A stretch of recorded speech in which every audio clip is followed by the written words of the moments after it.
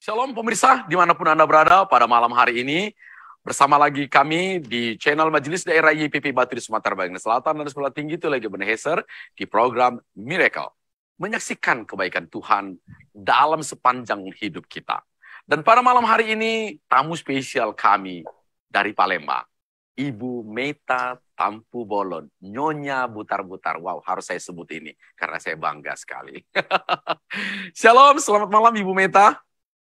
Shalom, selamat malam Bapak Pendeta Marlon, selamat malam semuanya.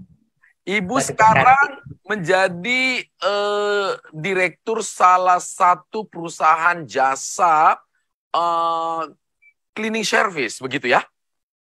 Iya, Tuhan percayakan gitu Pak Marlon. Dan disebut pasukan kuning ya? Ya. Pantas saya lihat di mana? Ya. Di mal-mal, di gereja besar, di mana-mana itu ada pasukan kuning di Kota Palembang. Menguasai jagat Kota Palembang. Amin. Luar biasa berkat Tuhan. Amin. Bu Meta, kalau melihat sampai sekarang berkat Tuhan, berawal tentunya dari pertemuan dengan Tuhan. Boleh cerita nggak Bu?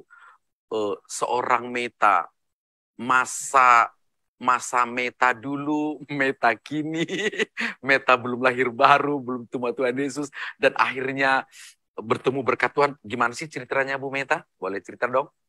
Boleh ya, saya cerita ya. Ini sungguh panjang sebetulnya Pak Marlon, tapi saya singkat saja ya. Jadi sebetulnya saya sejak kecil memang sudah mengenal Yesus. Waktu muda juga sudah guru sekolah minggu selama 20 tahun ya. Orang tua saya juga memang pendiri Gedung Yapon, mungkin kalau tahu HKBP. Mami saya juga kuat, juga ketua wanita, jadi sudah dibentuk mungkin ya. Tapi papi saya pengusaha cukup besar di Palembang waktu itu. Terus terang melayani, tapi daging masih ada sombong mungkin ya Pak ya. Jadi ketika merit, pendek cerita, kita dihancurkan oleh Tuhan, diizinkan gitu, diremuk. Seperti patung yang sudah jadi diremukkan, diizinkan, itu sakit sekali ya. Tetapi kembali respon kita kepada Tuhan, bagaimana kita meresponi suatu ujian ya, kita tahu kalau diuji berarti mau naik kelas ya. Kita diuji kedagingan kita dan ekonomi keuangan kami di bawah nol, bukan nol, di bawah nol. Tapi terus terang orang tua saya sendiri tidak kami kasih tahu keberadaan kami. Kami hanya teriak kepada Tuhan Yesus. Tempat kami teriak gitu ya. Suami diizinkan sakit yang kata dokter tidak bisa disembuhkan. Tapi kami percaya ketika kami bertemu seorang gembala dan digiring menjadi anak rohaninya, mengenal Yesus dengan benar-benar, itu luar biasa. Suami sembuh dan dokter juga bingung, siapa dokternya Bu? Saya bilang dokternya dokter J. Siapa? Jesus. Ya. Dan bukan itu Brigadir J ya, bukan Brigadir J.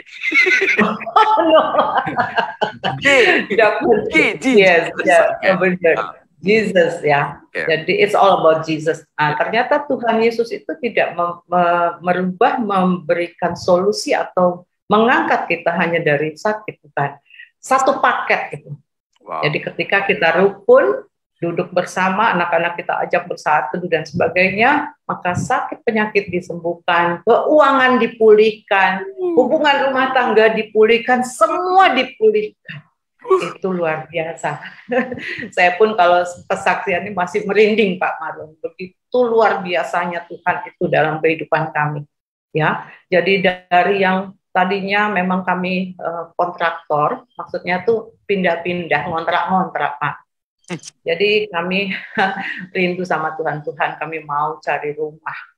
Udah kami cari di pinggir-pinggir tuh, di Canton pinggir gitu ya, karena memikir nggak mungkin dong, ya keuangan nggak ada, kok mintanya rumah. Tapi ketika itu suami ngajak, ada rumah mah di tengah kota, kita berdoa yuk. Kami datang berempat sama anak-anak kami, tumpang tangan Tuhan. Secara manusia kami nggak mungkin dapat rumah ini besar sekali, tapi Tuhan tunjukkan ini melalui suami gitu kan. Jadi kami tumpang tangan, pendek cerita, Tuhan berikan rumah itu 7 kamar, luar biasa. it's impossible ya, bagi kita itu impossible banget gitu. Tapi kalau Tuhan berkarya, maka rumah itu akan menjadi milik kita. Dan Tuhan berikan. Dengan cara yang ajaib. Kami aja bingung sekarang duitnya dari mana ya waktu itu. Kalau kayaknya Tuhan sudah lupakan gitu ya. Ada aja. Nah udah itu karena masih baby rohani, semua diberi gitu. Teriak lagi, Tuhan mau cari kantor. Kita kantor jauh banget, anak-anak masih kecil. Saya kan ibu rumah tangga, saya mesti juga anak-anak nomor 1 dalam hidup saya. Tuhan bilang, lu lihat di sebelah rumahmu itu kan ada rumah yang dari dulu ditawar orang nggak jadi-jadi. Coba tanya. Pendek cerita tanya dan Tuhan kasih lagi. Maka di sebelah rumah kita jadi kantor. Kita connecting door. Anak-anak nggak pernah saya tinggalin, saya berkantor dan ini dirintis dan Tuhan masih lagi terus berkarya. Ya, waktu itu suami juga sekolah dan sekarang puji Tuhan dia menjadi seorang lawyer yang luar biasa, ketua Apindo juga. Jadi itu juga dari Tuhan gitu. Dari mana? Dari Tuhan. Yang tadinya kata dokter tidak bisa sampai sekarang puji Tuhan dia sehat dan bisa menjadi berkat ya. Wow. Nah, oke. Ibu Meta, ya. Saya sebentar. Ibu Meta ini kan tentu untuk kalangan Batak di kota Palembang, siapa yang tidak mengenal Tampu Bolon? Kontraktor besar pada waktu itu. Kemudian menikah dengan seorang pria Batak bermarga butar-butar dengan ada perbedaan sedikit dalam urusan sosial. Tentu Ibu Meta pasti memiliki cerita memasuki rumah tangga itu. Dan tadi sampai dikatakan di bawah 0. Di bawah 0. Gimana ceritanya? Kan ini Ibu Meta anak orang kaya. Kalau cerita dulu orang bilang kan. Terus kok tiba-tiba di bawah 0? Boleh cerita sedikit peristiwa itu? Jadi waktu itu mungkin ini flashback ya. Jadi suami ingin buka usaha, ingin berusaha supaya yang tadi kita supaya cepat kaya lah, punya rumah, punya segalanya. Karena di orang Batak tahu ya Pak Marlon ya, itu masih menjadi utama gitu ya. Nah, jadi karena filosofinya hamoraon akan begitu ya, pengen cepat gitu. Ya, jadi beliau ini usaha pasir dan batu gitu. Ternyata Tuhan izinkan pendek cerita itu dibawa dengan air matang ya, banjir air matang. Jadi kalau berat segala macam itu ratusan juta kami habis. Habis. Jadi untuk menutupi itu kami mesti jual segalanya ya, Pak ya, jual segalanya. Dan anak-anak mengerti itu dalam keadaan susah sekali dan sakit lagi ya. Jadi benar-benar saya sampai nangis di depan bapak saya, papi. Apakah ini saya harus cepat jadi janda gitu ya? Anak masih baby. Tapi itulah kami dikuatkan dengan seorang gembala dan luar biasa Tuhan Yesus itu ajaib di saat kita. Saya dulu nanduk Pak, istri yang nanduk bukan yang nunduk. Ya. Jadi saya sadar ya? Sadar banget. Karena mami saya bilang ini boru kami ini kata sada ya. Gitu. Jadi kalau udah ngomong A ya A. Nah itu saya langsung digojlok lewat wadah wanita bijak ya. Saya waktu itu sempat menjadi PIC ya. Nah saya di situ setiap sesi saya digojlok. Dan yang utama memang saya harus berubah. Maka suami akan berubah ketika kita berubah. Ya, saya duluan Pak yang merubah. Memang tidak gampang, Pak. Nggak gampang. Jadi saya tidak mau kehilangan momen ini. Ini tidak, Pak. Banyak wanita-wanita di luar sana tidak memahami ini. Ini pernyataan yang luar biasa. Saya harus berubah, suami berubah, begitu kan? Meskipun nanti di antara kami bapak-bapak bisa juga bercerita, bapak-bapak harus berubah, kemudian istri kita berubah, kan begitu ya. Tetapi wanita saya berubah, kemudian suami saya berubah. Itu bagaimana merasuki pemikiran itu, sampai pada tingkat pemahaman itu, Ibu Meta? Pasti yang utama kita taat ya kepada firman Tuhan. Itu dulu yang taat. Saat kita taat, kita mau firman itu hidup dalam hidup kita, percaya Tuhan itu kan menuntun gitu. Dan Tuhan katakan jangan ubah suamimu, anakmu dengan mulutmu. Wow. Gitu. Jadi kalau kita mengubah dengan mulut pasti tambah tersinggung, tambah segala macam. Jadi ayo seperti firman Tuhan bilang, diam saja gitu ya, diam. Nah, diam tapi berdoa. Jadi mendoakan gitu. Puji Tuhan, Sebentar, puji Tuhan. apa yang paling pertama sekali Ibu Meta merasakan perubahan dalam diri seorang Ibu Meta sebagai seorang wanita, istri, yang tadi katanya nanduk, bukannya nunduk. Yang pertama sekali Ibu Meta rasakan perubahan sebagai seorang istri itu apa? Yang next kemudian jadi blessing, jadi berkat bagi rumah tangga. Saya juga boleh buka di sini Pak Marlon ya. Apa dong? Saya terus terang. Untuk kebaikan, Iya, untuk ini, apa namanya, ya, kemuliaan Tuhan kan? Ya, jadi mungkin terkejut juga siapapun yang mendengar akan terkejut. Karena mulut kita keluar boleh kutuk, boleh doa. Iya, betul. Jadi dulu kutuk, banyak kutuk. Dan saya mengutuki waktu itu. Wow. Tuhan, berilah sakit penyakit yang bisa menahan supaya suami nggak berangkat ke mana ke lahat hanya untuk pekerjaan. Saya ya, jadi minggu nggak gereja gitu kan. Saya ngutuk itu. Jadi ketika itu sakit, Tuhan ingatkan siapa yang melepas kutuk. Saya langsung datang ke Tuhan, saya menangis, saya nunduk, Tuhan ampuni saya cabut. Wow. Dan itu Tuhan cabut. Aduh. Jadi itu luar biasa. Jadi kata-kata itu ya. Saya minta ampun dan saya kembalikan setir kapal nggak boleh 2 nahoda ya. Saya kembalikan pada suami papa, engkau nahoda, engkau imam raja dan nabi. Hebat sekali, luar biasa sekali. Oke, kita cerita kemudian next. Ibu Meta sekarang menjadi ke next level, mengikuti berbagai pelatihan secara spiritual, berbagai produk-produk begitu ya, di wanita bijak dan lain sebagainya. Saya tahu banyak produk lah yang produk-produk spiritual, pelatihan-pelatihan pembinaan, pembekalan yang diikuti. So, kemudian terjun pelayanan. Why? Apakah karena memang sudah gennya melayani, ya udah ikut melayani, atau ada panggilan khusus untuk itu? Kalau itu panggilan, kami sudah komitmen waktu itu sekeluarga bahwa hidup kami untuk Tuhan. Wow. Karena Tuhan sudah begitu baik mempromosikan kami, mengangkat kami sampai bisa di tanah perjanjian gitu ya, penuh susu dan madu. Itu bukan karena kuat gagah kami, tapi karena tangan Tuhan gitu ya. Tuhan kasih itu waktu itu firman yang menjadi rema itu di 2 Tawarikh.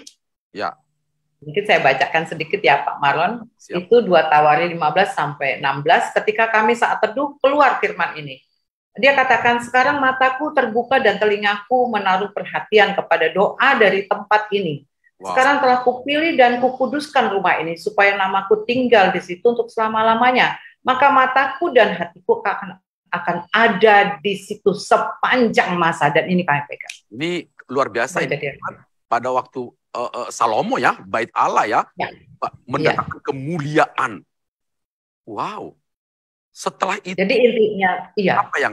Apa yang Bapak Gordon dan Ibu Meta rasakan? Saat itu kami kan memang namanya mesbah, belum pernah kami bangun begitu bagus. Ternyata Tuhan itu baik melalui persoalan ujian yang diizinkan. Kami bersatu dalam mesbah keluarga. Setiap pagi, setiap malam kami terus memuji, menyembah. Dan saat menyembah Tuhan itulah kami lihat di tangan saya tuh ada diamond yang besar sekali. Besar sekali. Dan ini janjiku kata Tuhan. Jadi sejak itu memang semua dibukakan Tuhan. Kalau ada sampai saat ini berkat-berkat itu semua karena Tuhan. Bukan karena kuat gagah kami. Itu janjinya kami pegang terus. Itu Pak Marlon. Next, kemudian setelah itu mau melayani Tuhan. Ini kan nggak mudah Bu Meta. Melayani Tuhan itu kan apa ya?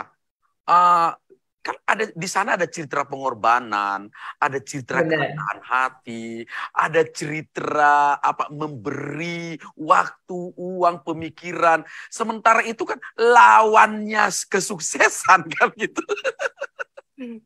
Kan lawannya dunia. Kalau dunia harus kita begini, melayani begini gitu. Gimana ceritanya mau terjun melayani? Jadi karena kita sudah komitmen, itu memang bertolak belakang Pak. Yang namanya melayani, juga ini bisnis ya. Bisnis kan kalau nggak ini sedikit ya tergerus lah kata dunia gitu ya. Nah jadi kami terus berjalan melayani. Waktu itu saya sempat mau mundur dan saya share sama gembala juga. Tapi gembala bilang tetap dalam bisnis. Dan saya taat, saya belajar taat pada gembala.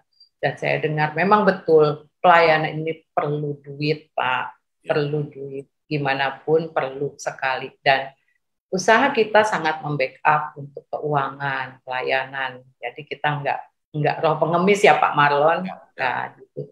Nah, di dalam bisnis juga kita roh takut akan Tuhan.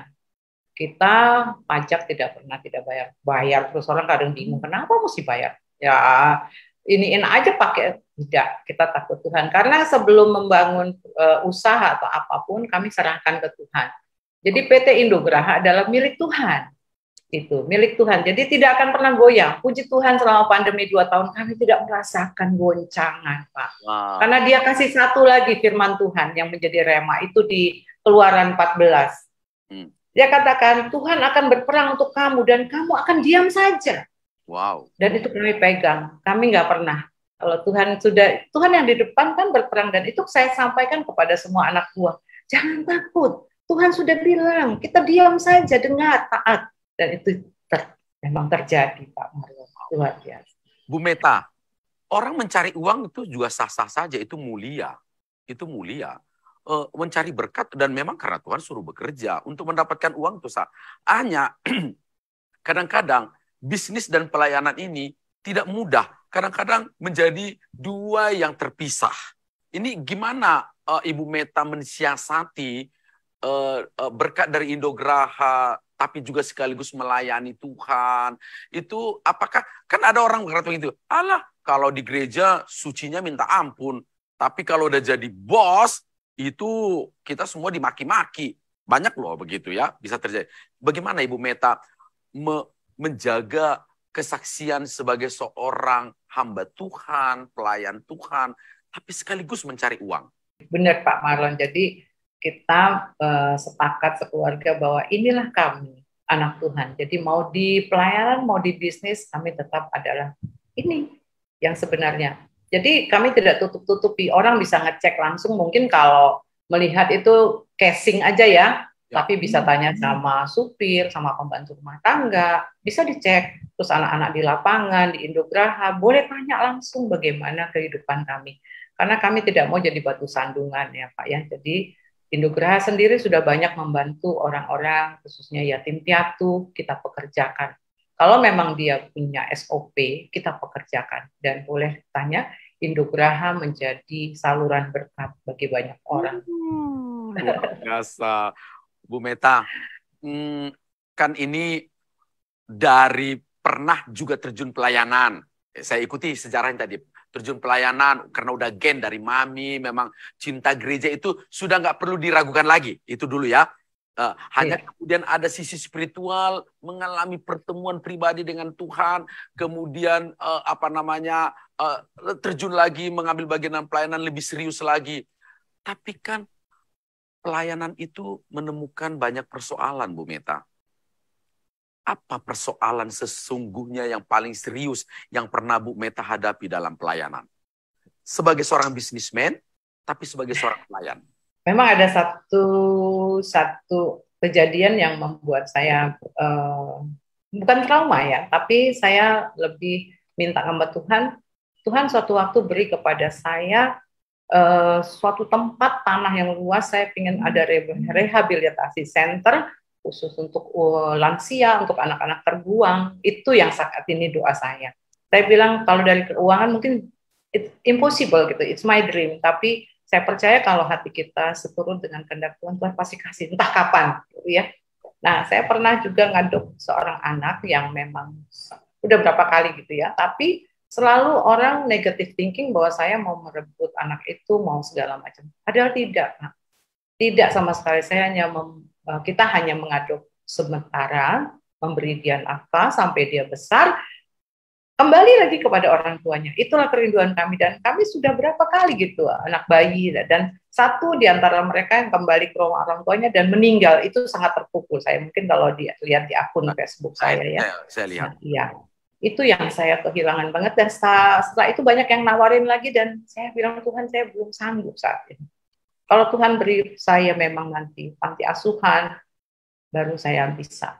Begitu Pak Marlon. Jadi kekecewaan yang begitu sangat ketika kita melayani dengan sungguh, tapi selalu diingatkan like and dislike itu pasti ada gitu ya.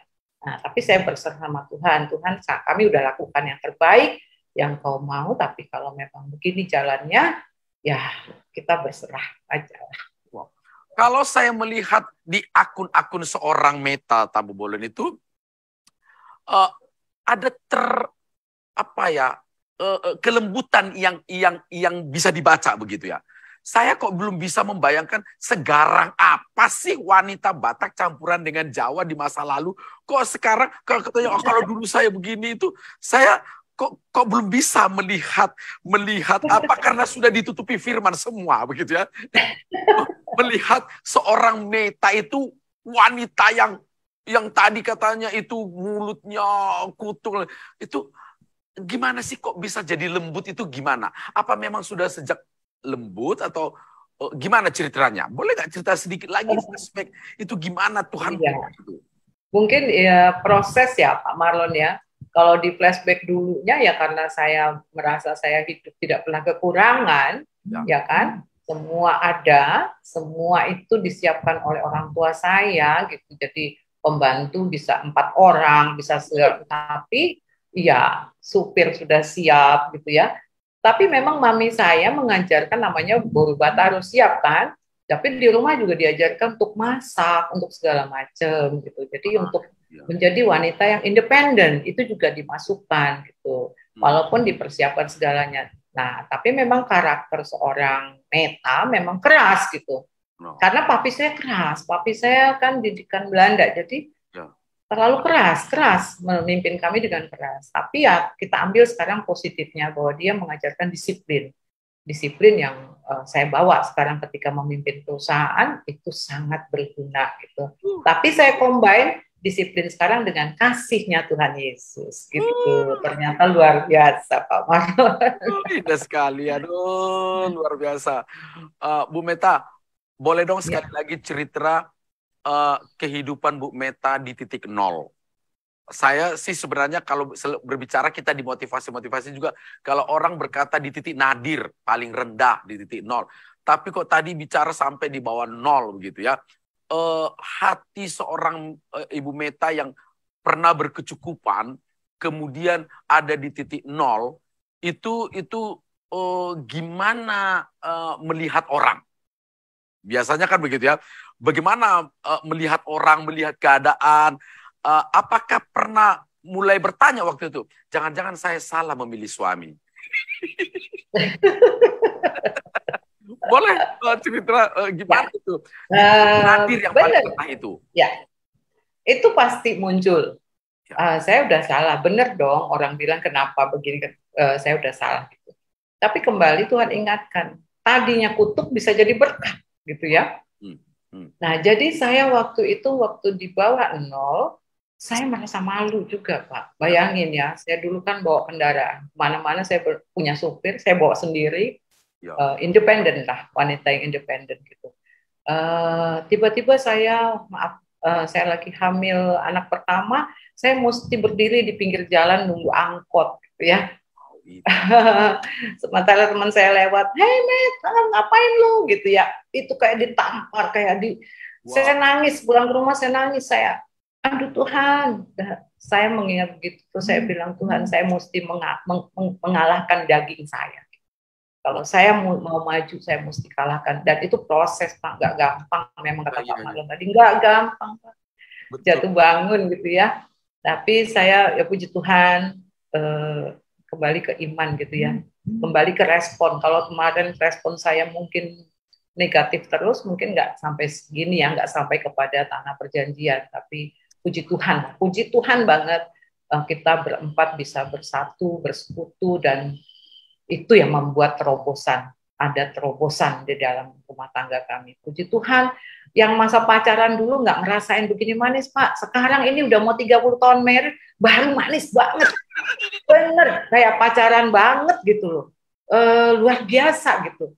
Kalau kami, ini kan anak-anak udah di Jakarta dua-duanya, kami berdua aja, orang bilang Pak nggak bosan, enggak tuh, Malah kalau ketemu malam kita kejanjian ketemu di mana, persis kayak pacaran. Karena kalau siang dia sibuk mana, saya sibuk mana kan. Malamnya ketemuan yuk makan mana, kayak pacaran. Makanya orang bilang, kok nggak pernah lihat ya sendiri-sendiri berdua terus. Nah inilah Pak buahnya, luar biasa Pak.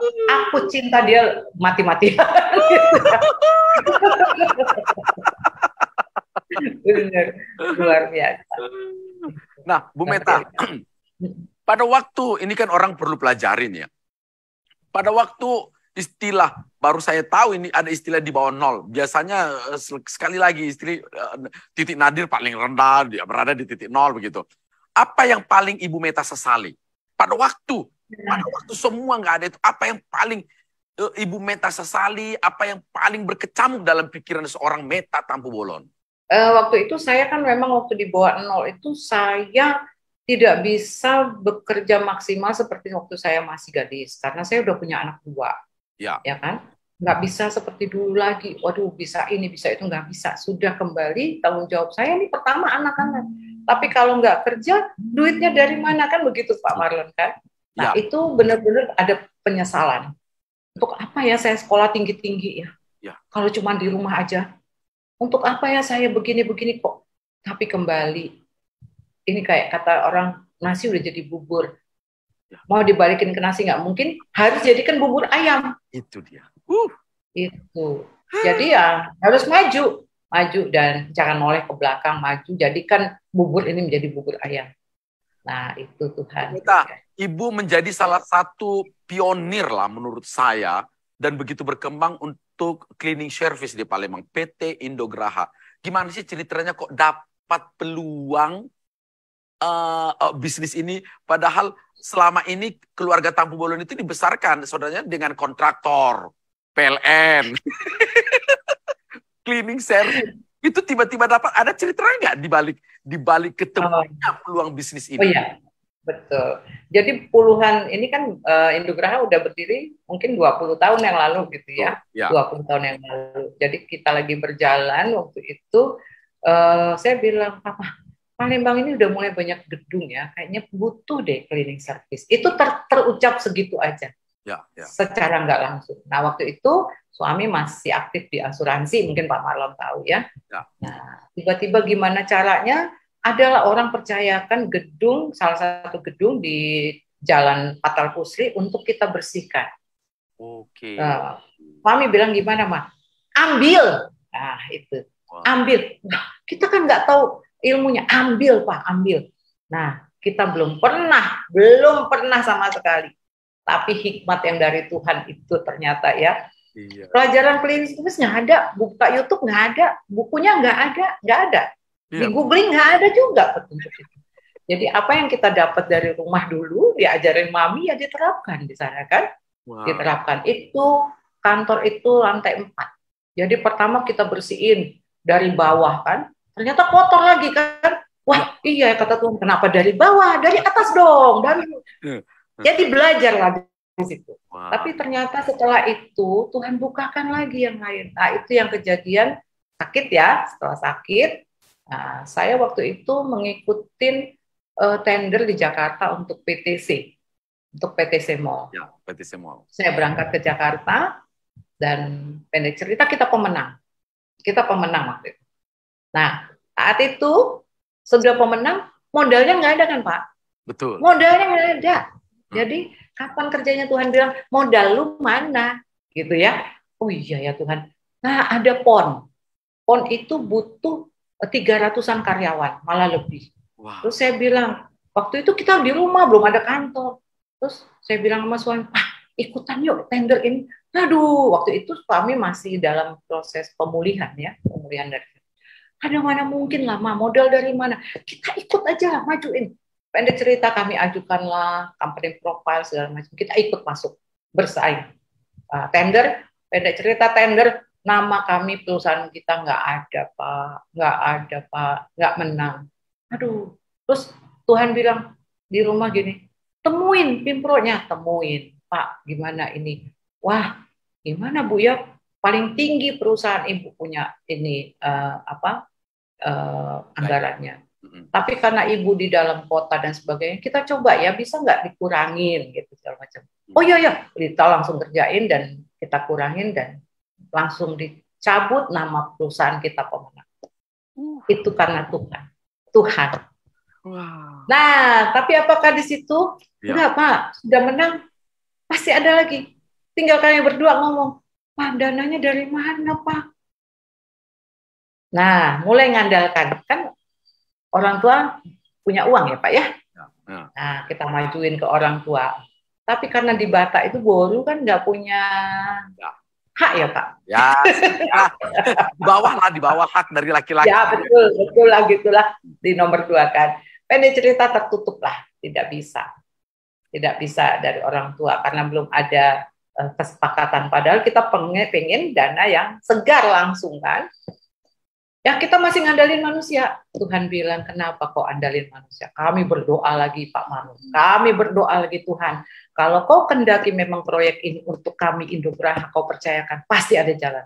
Pendek cerita ditelepon lah sama purchasingnya Hotel Aston. Ibu Renville, saya masih ingat banget.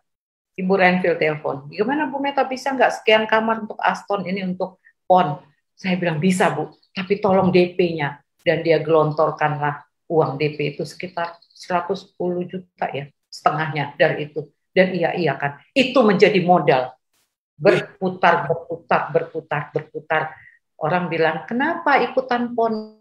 Nggak akan cair, tapi Tuhan bilang percaya pasti cair. Sampai saat ini memang masih banyak yang mungkin gantung ya, tapi kami punya cair Pak, permen cair. Cerita modal keuntungan sudah di tangan.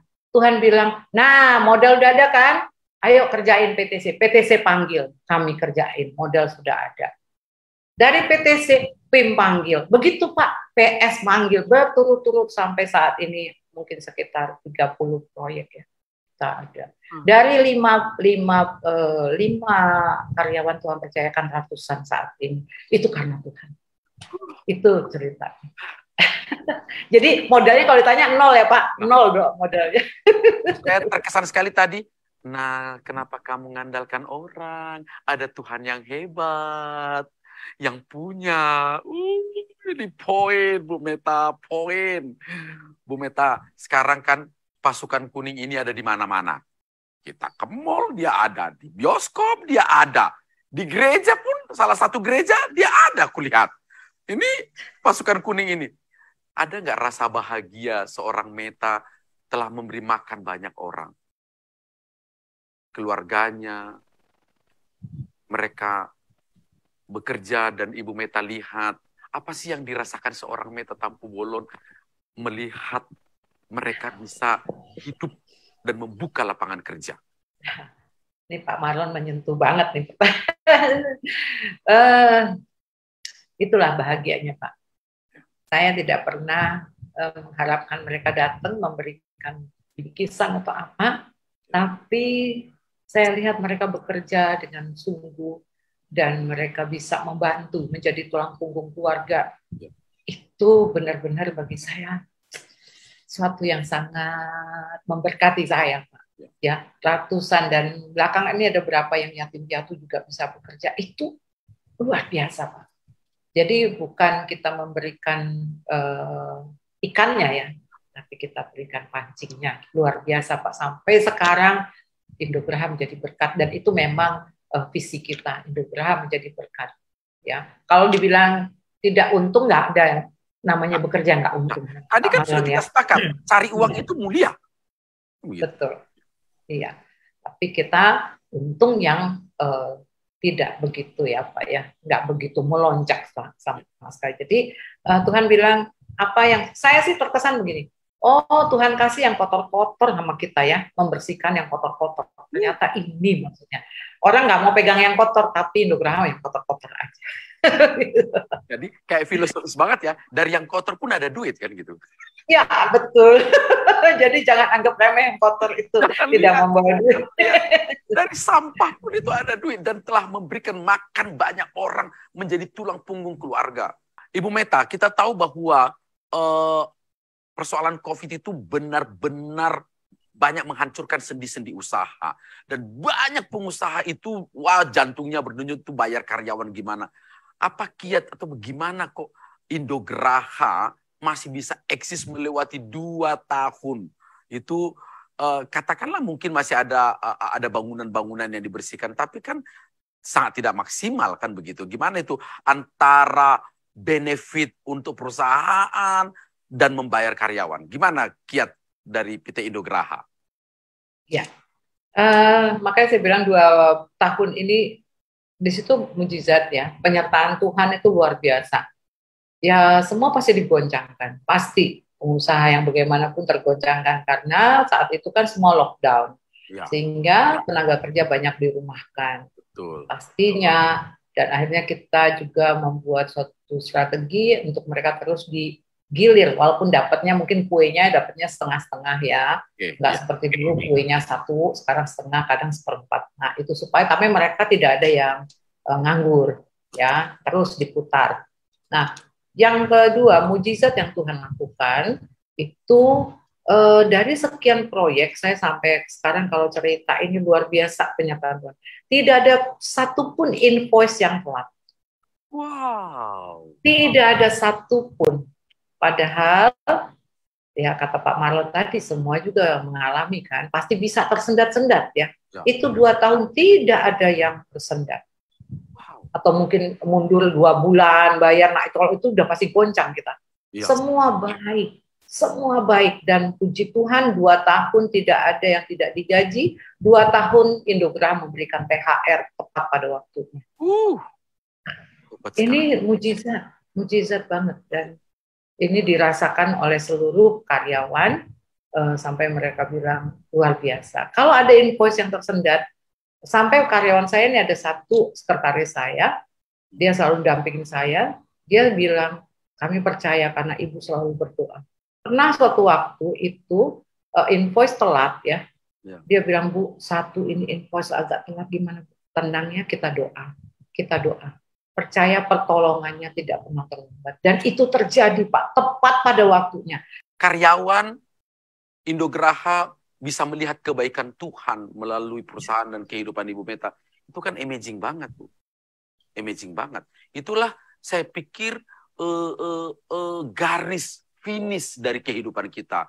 Di mana banyak orang melihat Tuhan melalui hidup kita. Bu Meta, ada nggak cerita-cerita bagaimana karyawan atau orang-orang di sekitar Ibu seperti tadi melihat bagaimana Tuhan yang hidup melalui kehidupan seorang direkturnya, Ibu Meta Tampu Bolon? Saya sih nggak pernah tanya langsung gitu ya Pak ya, tapi seperti di mall, di PTC, itu tenan-tenan, ownernya suka panggil saya ngobrol, saya suka masukin tiap tenan kios di PTC sambil saya dalam hati berdoa, Tuhan berkati tenan ini, Tuhan berkati, dan puji Tuhan ketika kita masuk, banyak pelanggan masuk, dan itu saya percaya karena Tuhan gitu ya. Jadi mereka suka bilang, Bu Meta masuk dong ke kios kita biar rame. Nah ini Pak, saya percaya Tuhan gitu ya, bukan karena saya, bukan.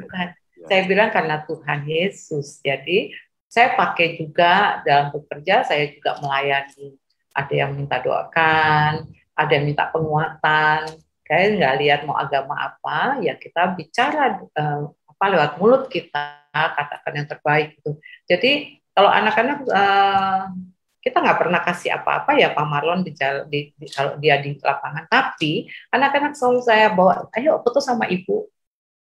Saya rangkul, apa kabar kamu? Sehat ya? Itu sudah suatu yang luar biasa bagi mereka. Wow. Ayo kerja yang baik ya, sehat-sehat. Saya rangkul, kita foto. Mungkin di Facebook kalau lihat saya suka foto sama mereka. Nah itu menandakan bahwa kita tuh nggak ada beda gitu. Walaupun tetap menjaga bahwa hormati pimpinanmu dengan baik, hormati orang lain. Tapi kita dengan kasih kita rangkul. Bahwa kamu sama, aku mengasihimu. Itu yang aku lakukan, Pak Mat. Bu Meta, ini saya mau bicara sedikit dari kalangan sukunya Ibu Meta. Kan biasa begitu. Ketika melihat Ibu Meta agak maju, ada embel-embel ditambah sebagai pelayan begitu ya, entah evangelis, entah pendeta muda, entah apalah kan begitu, sesuai dengan tradisi dan aturan gereja itu. Kan biasanya banyak ada yang nyinyir dong. Si Meta. Biasa itu. Pasti kan Pak Marlon. Like and dislike. Menghadapi itu, gimana menghadapi nyinyiran seperti itu? Kalau saya sih karena dulu udah melalui yang begitu ya Pak Marlon ya, dianggap enggak inilah apa, kan Tuhan Yesus juga ditolak di tempatnya ya dari daerahnya kan. Jadi saya pegang itu Pak, pasti juga saya tidak akan dihargai di komunitas saya. Ya saya percaya gitu ya. Tapi saya hanya tunjukkan ini loh keadaan hidup saya ini loh, karena kita kan kitab yang terbuka ya Pak Marlon ya, jadi ngapain ditutupin. Akhirnya puji Tuhan sekarang mereka melihat bahwa luar biasa di saat Tuhan ubahkan itu akan luar biasa. Kita jangan kata orang cuma ngomong doang gitu kan, omdo gitu kan, tapi kita buktikan gitu. Kalau saya Pak Marlon, kalau kita digosipin orang berarti kita levelnya tinggi Pak. Yes. Iya kan, kalau kita nggak digosipin, nggak diomongin orang, berarti kita nggak dikenal siapa-siapa. Jadi saya ambil gitu aja. Kalau mereka ngomongin saya, berarti ya saya dilihat gitu kan. Oh ya puji Tuhan gitu ya. Tapi kalau saya nggak sempat diomongin orang, siapa kamu mau diomongin ya? Jadi saya menginikan diri sendiri, tapi saya tetap berjalan dengan takut Tuhan itu aja. Saya berdoa Tuhan, saya mau jaga integriti saya mau jaga kekudusan hidup saya. Godaan tuh banyak Pak Marlon, godaan itu banyak gitu, godaan banyak. Tapi saya tetap jaga kekudusan. Yang lain boleh ninggalin saya bilang sama karyawan saya, orang lain mau ninggalin saya nggak apa-apa, asal Tuhan jangan tinggalkan saya. Gitu. Ada nggak yang tadinya nyinyirin, terus kemudian akhirnya minta didoakan? Kan biasanya. Banyak. Itu biasanya kan begitu kan. Pertama, pelayan apa dia itu? Kan begitu kan. Tiba-tiba dia bergumul, doakan dong. Dan apalagi ditambah embel-embel, pinjam duit dong. UUD ya. Ada nggak yang begitu ceritanya? Nah, pasti ada. Tapi kembali itu tadi Pak Marlon, saya juga sebelum mengiyakan yang Pak Marlon ajak ini, saya ngomong sama Tuhan, sembunyikan saya di belakang salibmu. Jadi bukan untuk keangkuhan saya, tapi untuk Tuhan dipermuliakan. Itu kan beda tipis ya Pak, kedagingan ya. Jadi saya takut banget mencuri kemuliaan Tuhan. Jadi biarlah kalau orang muji saya balikin Tuhan, untuk Tuhan. Kan saya itu menjaga itu Pak, yang susah banget. Ya. Sampai di titik ini, Ibu Meta telah menjadi seorang ibu yang baik. 2 anak yang Tuhan percayakan, keren-keren semuanya. Dan mereka cinta Tuhan, mereka itu boleh bagi sedikit cerita bagaimana Ibu Meta membawa mereka ke hadapan Tuhan. Saya pikir sekarang pergumulan orang tua, membawa anak-anak di zaman milenial ini untuk mencintai Tuhan ini menjadi persoalan besar sekali. Bagaimana keluarga Ibu Meta membawa mereka kepada Tuhan? Memang sih kalau dibilang mulus banget enggak ya Pak Marlon, pasti semua juga ada. Dan kedua saya ingat sekali, iblis kan pasti mencuri, mengambil celah untuk anak-anak Tuhan yang apalagi pelayan-pelayan Tuhan. Nah itu saya selalu bilang sama anak-anak, jaga, bukan karena kalian anak papa mama, mesti jaga nama papa mama, bukan, tapi nama Tuhan. Ya, jadi dari kecil memang kami tanamkan untuk buat mesbah, berdoa bersama, dan kami percaya waktu dia jauh dari kami itu sudah terpola. Kita katakan selalu mata mama papa tidak 24 jam, tapi Tuhan bilang mata Tuhan ada di mana-mana. Dan itu mereka ingat sekali. Ingat sekali tiap mau apa, dia bilang, oh iya mama bilang selalu mata Tuhan ada di mana-mana. Itu yang mungkin untuk mengerem diri, apalagi mereka di Jakarta ya, Pak Marlon. Itu jadi gelap dan terang tidak bisa bersatu, dan itu selalu kita gaungkan selalu. Jadi itu, dan dia lihat sendiri kami berdua juga papa mama menjadi role model bagi anak-anak, bukan yang ribut, yang apa, tapi ya kami juga yang kalau orang Batak kan anggap masa mesra-mesra depan anak-anak, tapi no, kita harus tunjukkan bahwa kita mesra anak-anak dulu. Itu yang luar biasa ternyata. Bermesraan di depan anak-anak juga bisa menjadi edukasi ya, luar biasa ya. Ada nilai-nilai yang baik untuk mereka. Ibu Meta, Kalau kita bercerita tentang kasih karunia Tuhan, selain keselamatan, saya pikir Ibu Meta udah nggak tahu lagi nih, ini udah banyak jalan, lembah, kelam, gelap, entah apa lagi yang dijalani. yang tadi juga saya aja tapi berinding. Tadinya nyetir sendiri atau apa, tiba-tiba berdiri di pinggir jalan di trotoar, nunggu bis kota. Mau kemana, Met? Begitu ya. Itu saja, itu bagi saya, wow, itu tamparan luar biasa. Bu Meta, cerita dong kasih karunia Tuhan yang Ibu Meta alami, yang begitu memenuhi hati seorang Meta Tampu Bolon, yang membuat aku nggak mungkin meninggalkan Tuhan. Aku nggak mungkin meninggalkan pelayanan. Apa itu? Ya, kalau lihat kembali ke belakang, ya sampai hari ini bisa begini itu, saya merasakan kasih karunia. Saya nggak pantas sebenarnya dapat begini. Tapi Tuhan, kasih karunia Tuhan yang memberikan ini. Jadi menjaga ini kan ya, nggak gampang. Dan ada satu lagi kesaksian yang terakhir mungkin ini, yang baru-baru ini Pak.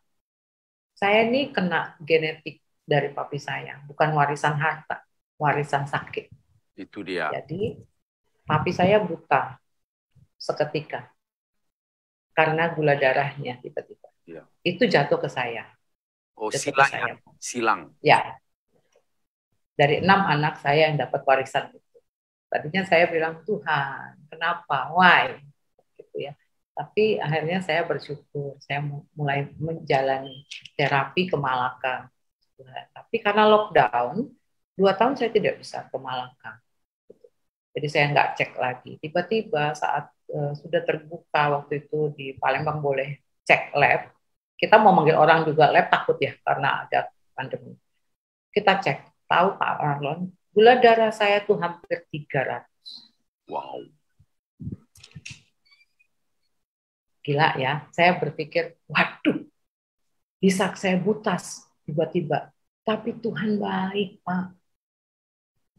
Tiba-tiba, mungkin Pak Marlon tahu Pastor Jarod, Pendeta Jarod. Itu Pendeta Jarod WA saya untuk ikut suatu program. Dan saya pikir saya nggak pernah WA dengan Pak Jarod kok sebegitu japri-japrian. Tiba-tiba Pak Jarod tuh japri saya. Dikenalkannya gitu. Pendeta cerita saya ikut program itu Pak. Ikut program 3 bulan, Bapak tahu, sampai hari ini saya bisa gula darah saya tuh di 100, bahkan di bawah 100. Ya. Di bawah 100. Dan obat saya lepas semua. Tuhan bilang apa? Jangan takut. Nah, aku yang berperang di depan, jadi saya nggak pernah takut. Pak. Saya sembuh dan sekarang banyak teman-teman yang saya ajak juga dan puji Tuhan mereka lepas insulin. Berarti hidup saya juga dipakai juga melalui sakit itu dipakai untuk orang lain. Pak. Jadi kalau dibilang diabetes tidak bisa sembuh, itu tidak bisa sembuh. Tuhan sudah berikan kepada kita untuk regenerasi sel. Jadi untuk orang yang saat ini dengar karena lagi sakit diabetes putus patah semangat ya Pak Marlon, jangan putus asa. Saya bisa, pasti Bapak Ibu juga bisa. Ada yang malah 800 saat ini bisa 110. Jadi ya, jadi Tuhan baik. Dia selalu perlengkapi, dia selalu kasih kita. Karena tugas belum selesai mungkin Pak Marlon ya. Jadi saya dikasih, nah sembuh dulu. Jadi masih mau melihat melalui pernikahannya Ivan, ulos pasamot diterima oleh. Amin. Luar biasa. Masih juga mengulos Hela melalui Stella, kan begitu kan? Amin, saya aminkan. Amin. Luar biasa. Jadi Tuhan baik. Haleluya. Ibu Meta, terima kasih. Perjumpaan yang indah.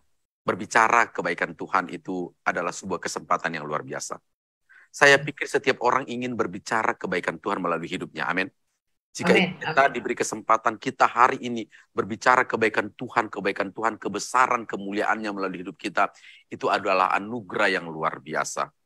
Terima kasih kehadirannya di channel ini, dan ini menjadi kenang-kenangan, tidak bisa terhapus, semasih dunia maya ada, dan akan menjadi tontonan buat cucu, anaknya Ivan, anaknya Stella. Amin. Amin. Amin. Banyak Terima orang kasih. tentunya. Terima kasih banyak. Salam kami untuk Pak Gordon dan untuk Ivan dan Stella dan semua PT Indograha, kiranya semakin diberkati Tuhan dan makin besar. Amin. Makin banyak memberkati orang, itu utama. Makin banyak orang. Saya hanya membawa khususnya para wanita Kristen Indonesia sebagai seorang ibu tetap kuat dan merespon dengan baik apapun yang Tuhan izinkan dalam hidup kita. Menjadilah penolong bagi suami, ibu yang bijak bagi anak-anak, dan biarlah hidup kita menjadi berkat bagi orang banyak. Amin. Tuhan berkati.